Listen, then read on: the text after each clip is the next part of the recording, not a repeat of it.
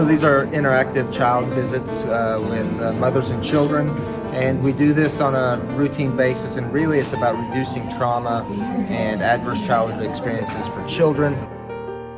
And the mothers get the effect of it as well. Obviously, keeping a family connection and keeping mothers engaged with their children is important, not only for the success of the mothers, but it's important for the success of the children as well in their future. It's helped me to stay connected with him through all this, and I'm just very grateful. We have partnered with the MS Church, Jim, and he has, I think we have 9 volunteers today that come in and help us, and they bring pizzas and foods and activities and gifts for the kids, and we couldn't do it without them at all.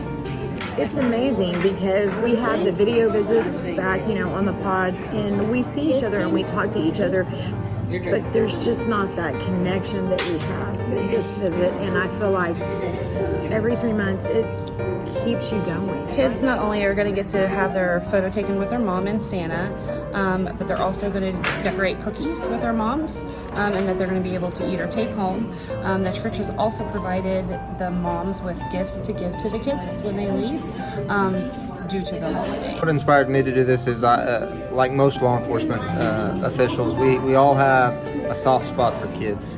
And I understand through doing this job for a long time the impact that life can have on families, and especially on incarcerated families. And sometimes we think a lot about the victims, we think a lot about the inmates, but no one thinks about the kids. And they're really going through a lot, not knowing where their mom is. And the stress that having an incarcerated mother has on some of these kids really affects their life at school, it affects their friends, it affects their guardians or foster families that they're living with. And so anything that we can do to help kids be successful, to help reduce trauma and stress on the kids is what we want to do. And I saw an opportunity to do that.